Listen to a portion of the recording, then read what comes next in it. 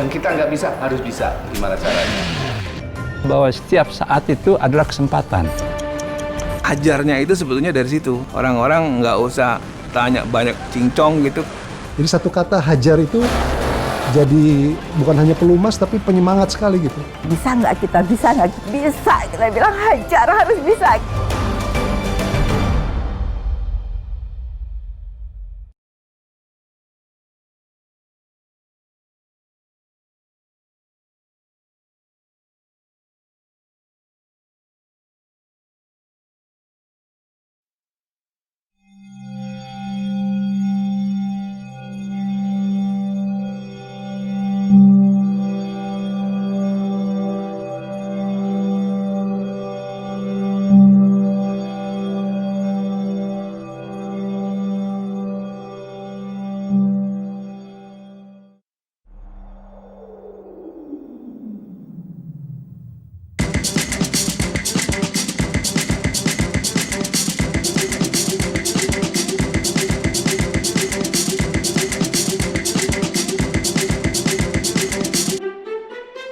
In the late 60s, Ken Landell Jones met up with the CEO of a small airline called Cathay Pacific. They got along very well, and Fortune were offered the advertising business. You know, there was no pitch or anything. It was just on, hey, you're a nice guy, I'm a nice guy, you've got an ad agency, I've got an airline, let's work together. It was as simple as that. The deal was, wherever Cathay flew to, Fortune would support them by opening a small office in that place. In 1970, they flew Hong Kong, Jakarta. Mereka kerjasama dengan Pak Mohtar Lubis. Pak Mohtar Lubis adalah jurnalis, pemimpin redaksi Indonesia Raya pada waktu itu.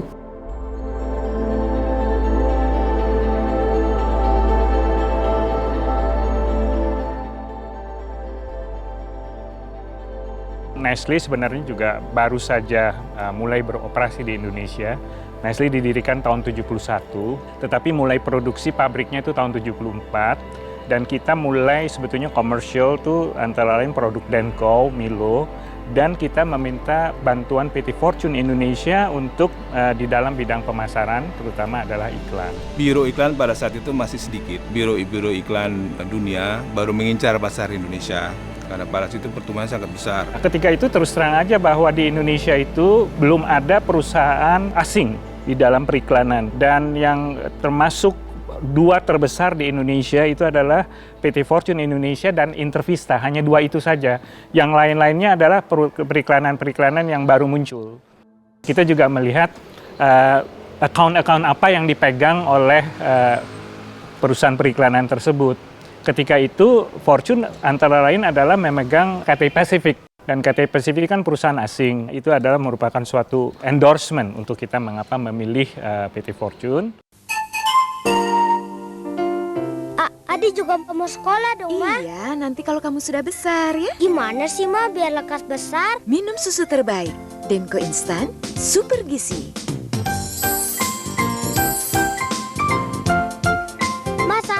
Sampai berkat Denko. Iya, karena aku dan kau suka Denko.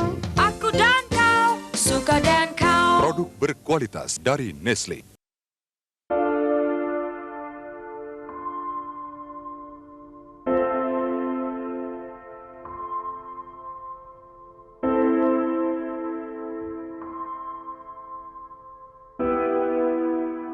Perusahaan ini sesungguhnya sudah mau ditutup.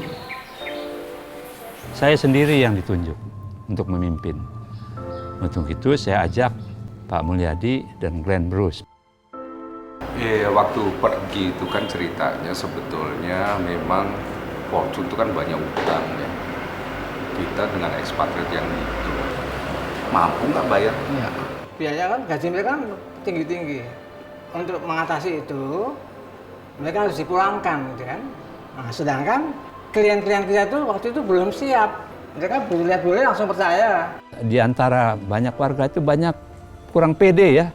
nggak yakin gitu ya, ini bisa nggak, ini dikit-dikit udah dinegatifkan, dikit-dikit negatifkan, nggak mampu lah, nggak mungkin lah. Lihat orang Indonesia tuh banyak seneng pakai tapi gitu ya, dan menegatifkan diri. Nah itu kita atasi dengan hajar.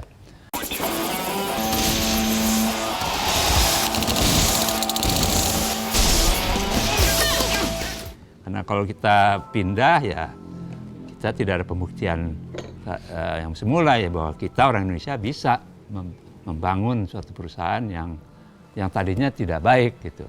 Dan bukan saja utang, lain organisasi yang tidak terorganisasi. Itu suatu situasi di mana warganya saling mencurigai, selalu salah paham, selalu bikin kesalahan, sehingga akhirnya kepercayaan dari klien hilang. Nah itu yang kita buktikan, bahwa kita mampu dan kita harus hajar aja dulu lah urusan belakangan.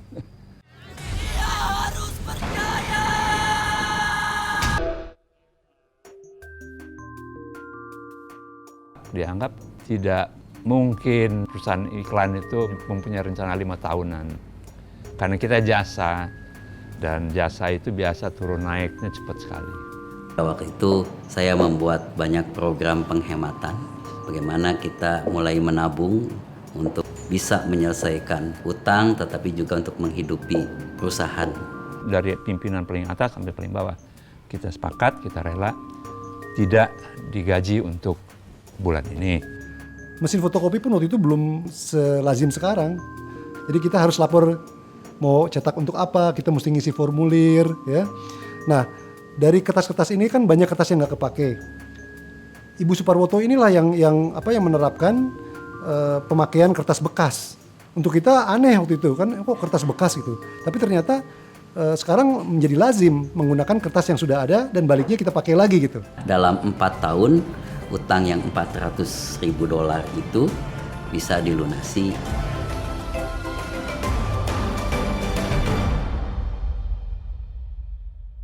Semakin besarnya usaha itu, kita harus ajak lagi yang lain. Nah, akhirnya ada Pandawa inilah yang mulai turut memiliki dan turut memimpin usaha. Kita bagi tugas-tugas.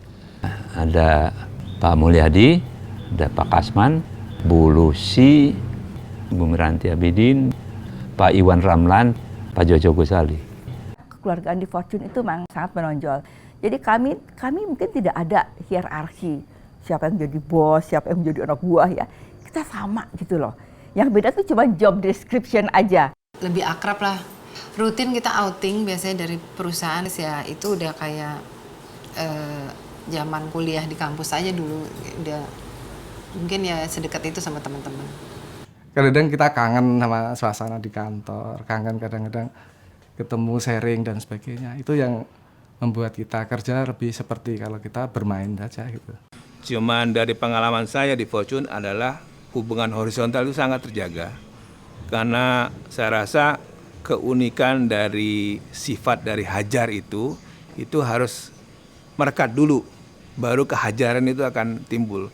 Mengkombinasikan nilai-nilai ketimuran dengan rasa kekeluargaan, persaudaraan untuk mengikat ini kekompakan internal. Tapi tetap kita disiplin barat dari ekspatriat yang dulu pernah bekerja bersama itu gitu. Jadi satu kata hajar itu jadi bukan hanya pelumas tapi penyemangat sekali gitu.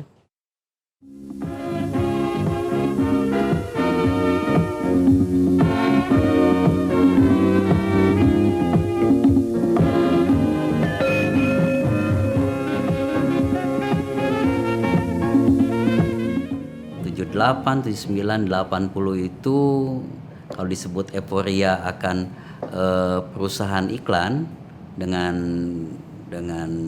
cara dan gayanya yang berbeda, kreativitasnya yang lain, itu cukup booming. Tiba-tiba pada tahun 80 muncullah suatu keputusan pemerintah bahwa iklan dilarang di TVRI.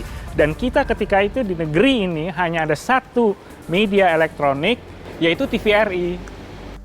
Karena dianggap televisi ini mengedukasi negatif sehingga menyebabkan masyarakat jadi konsumtif.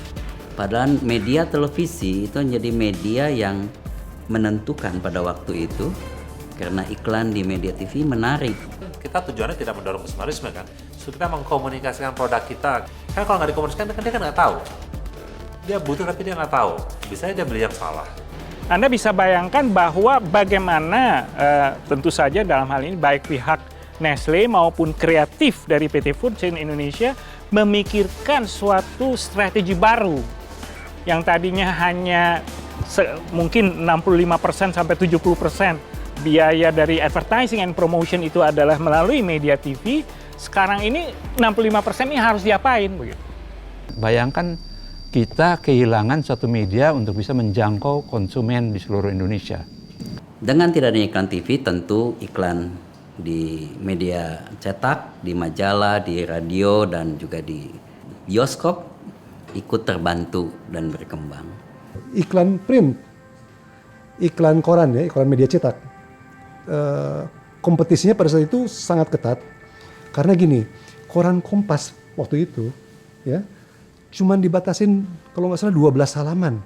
Dari 12 halaman itu hanya dialokasikan 3 halaman kalau nggak salah untuk iklan. Kalau nggak ada di koran Kompas nggak iklan, bukan iklan namanya gitu. Bayangkan kalau dengan koran kita berapa lama harus menjangkau seluruh penduduk Indonesia. Pada saat itu Fortune sadar ya, bahwa kita itu tidak sekedar beriklan, masang iklan koran di TV, enggak. Fortune juga bertanggung jawab keberadaan produk klien di pasar. Tidak ada jalan lain selain harus kreatif yang sesungguhnya. PR merupakan satu saluran komunikasi yang baru pada saat itu yang bisa kita gunakan untuk menjangkau konsumen kita. Saya juga melihat bahwa di Fortune juga memang terus terang suatu bidang jasa yang belum ditawarkan luar itu adalah public relations dan nyari sendiri klien gitu ya, dan berkembanglah alhamdulillah. Media ruang kita kembangkan. Waktu itu kita miliki lebih dari 300 situs papan reklame di Indonesia yang mana kita bisa pasang iklan-iklan kita. Jadi waktu itu di Bundaran HI itu dulu kita taruh billboard besar di sana, 3 billboard besar di sana. Itu pertama kali satu billboard dibuat dengan cara yang terukur. Tiba-tiba orang yang lewat-lewat di jalan itu ngelihat gerobak-gerobak yang tadinya kusem gitu sekarang dicat, dan setiap jalan ada produk-produk kita yang ada di gerobak-gerobak itu. Kemudian kita juga kembangkan yang baru adalah promosi lapangan, yaitu tenaga promosi kita yang keliling untuk melakukan promosi. Jadi armada inilah yang menyampaikan pesan kepada konsumen. Itu suatu terobosan untuk mengatasi keterbatasan kita beriklan di televisi. Jadi dengan ide-ide itu, Fortune bisa terus berkembang.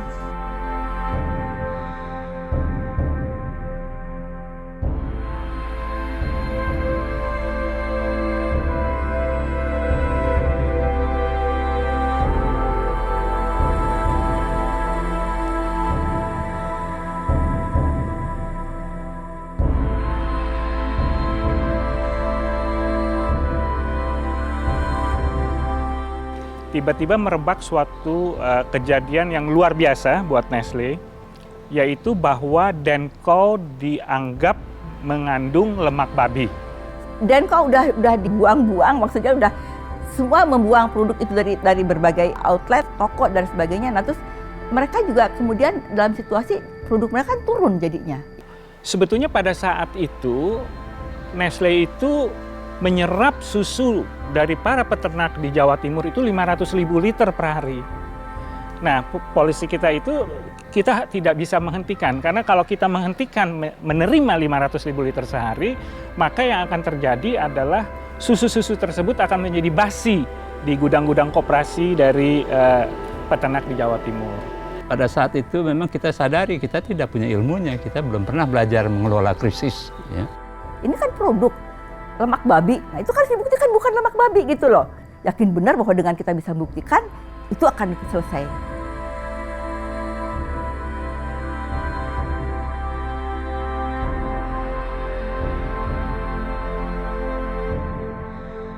kami punya suatu program. Kita lihat ini suatu isu yang harus diselesaikan dengan suatu uji yang sahih, yang bisa diterima, yaitu uji laboratorium. Kami minta dukungan Bapak, karena dengan demikian kita bisa membantu masalah Bapak-Bapak sekalian gitu. Ya terus langsung mereka sepakat, oke, apa yang dimintakan oleh Fortune.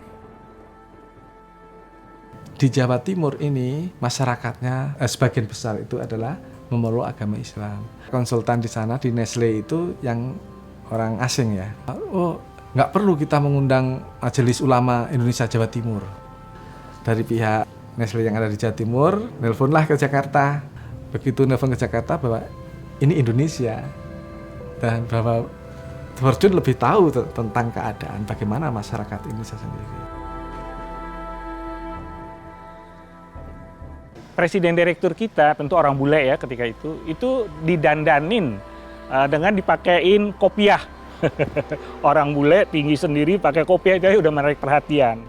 Acara itu dipancing gitu, minum sejuk bersama. Lah itulah langsung yang langsung kamera segala macam, dokumentasi. Dan itu yang kita bawa juga ke pemerintah pusat, bahwa di daerah aja sudah melakukan ini gitu. Susu bubuk tanpa lemak jelas halal. Lecithin menurut label adalah ekstrak daripada kedelai nabati halal. Penjualan yang ketika itu stop sama sekali di bulan Oktober, November dia meningkat menjadi sekitar 60%. Jadi krisis itu adalah 50-50 lah ya. Kalau nggak benar penanganannya bisa terpuruk, tapi kalau benar malah dia bisa memberikan hasil yang baik. Dan dia akhirnya jadi leading gitu loh dalam produk yang sejenis. Aku dan kau, suka dan kau.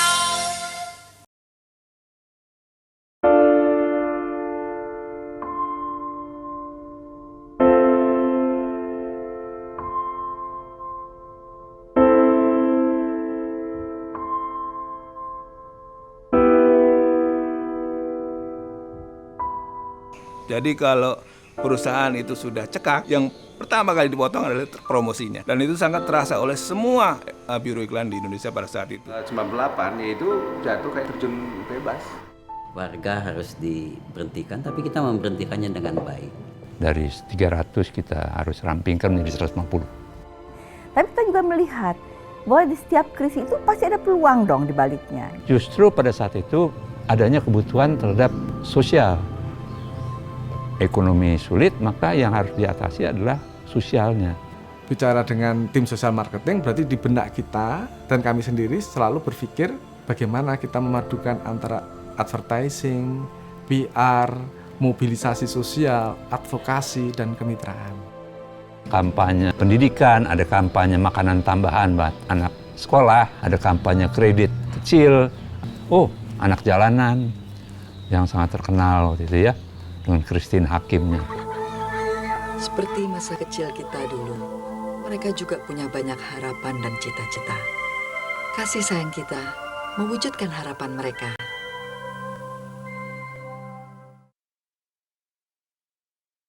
Kondom 25, lambang tanggung jawab Bapak. Kondom 25, lambang tanggung jawab Bapak.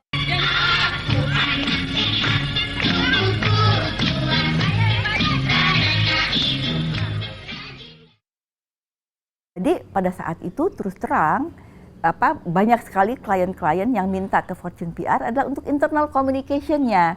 Nah, jadi mereka melihat kan perusahaan-perusahaan banyak yang tutup, banyak terjadi pemutusan hubungan kerja dengan karyawannya gitu. Nah, perusahaan-perusahaan ini ingin menyampaikan kepada warganya, kepada karyawannya untuk mereka tetap semangat dan mereka tetap bekerja dengan baik, bahwa mereka juga bisa melewati masa krisis ini gitu. Ya, kita bikin program internal communication. Jadi artinya enggak, ya krisis sih krisis, tapi permintaan kok banyak banget gitu ya.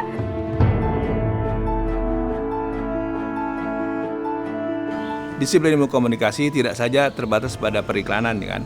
Ada public relation, ada activation, istilahnya exhibition dan lain sebagainya. Digital sudah mulai aja. Kebutuhan ini harus ditangani ya. Kami bekerja akan lebih cepat, lebih mudah, dan melakukan suatu pelayanan ke klien juga lebih enak gitu. Pemikiran to go public itu sudah ada sejak tahun 90 awal, yaitu pemikiran bagaimana usaha ini bisa turut dimiliki oleh warganya. Akhirnya setelah melewati berbagai perjuangan, bisa disetujui. Ya, waktu Fortune Go Public itu perusahaan periklanan pertama di Indonesia yang sahamnya dijual belikan di bursa. Itu luar biasa. Sehingga sebetulnya untuk Fortune segalanya sudah ada di tangan. Yang disebut leaders, itu kalau kita bisa memproduce leaders, itu baru leaders. Jadi mereka saya sebut leaders, atau the founder, Pak Indra CS, because mereka sudah bisa memproduksi leader, menghasilkan leaders. Demikian juga dengan saya juga sudah menyiapkan leaders. Jadi setiap saat mereka bisa take over. Kami bersyukur dalam beberapa tahun terakhir ini, pitching-pitching yang dilakukan dan pitching-pitching yang dimenangkan juga bukan melawan perusahaan-perusahaan lokal, tetapi banyak bersaing dengan perusahaan-perusahaan asing. Oleh sebab itu, kami terus mengasah semua tim untuk bisa as professional as foreigner.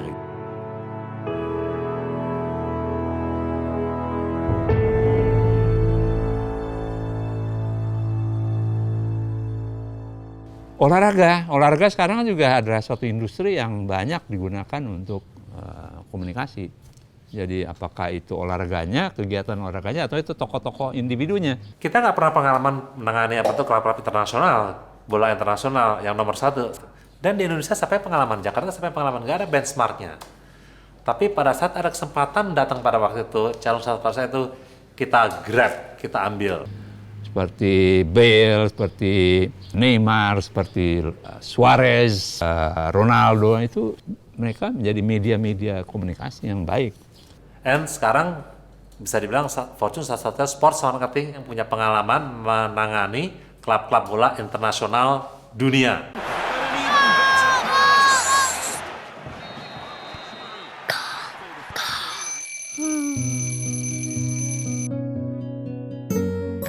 Mimpi, kegigihan, tak kenal lelah.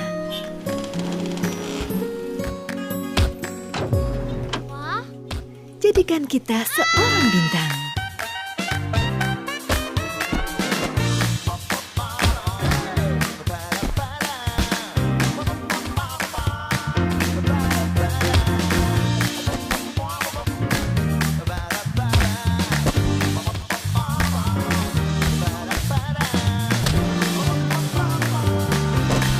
Jiwasraya dengan semangat baru memberikan proteksi dan investasi masa depan.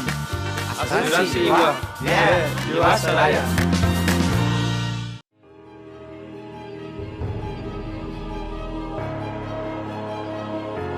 Kalau mengenai industri saat ini dibandingkan dengan dulu itu beda jauh.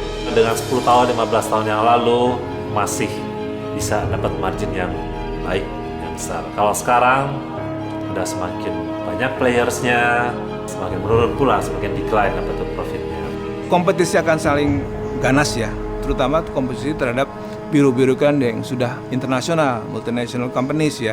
Sebuah tantangan bagi Fortune Indonesia yang masih mempertahankan sebagai perusahaan nasional.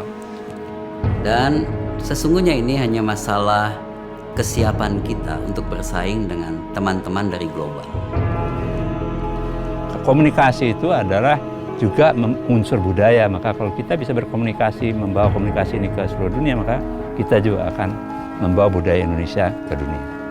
Berarti kita turut berperan serta memasyarakatkan Indonesia ke dunia.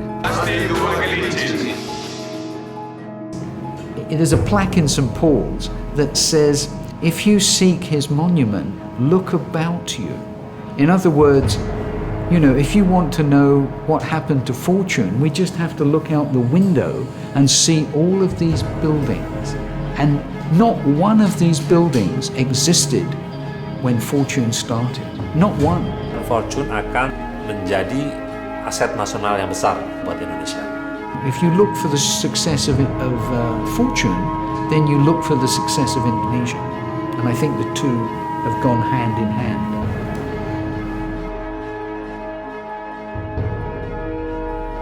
kita tidak boleh sekali-sekali merasa mapan.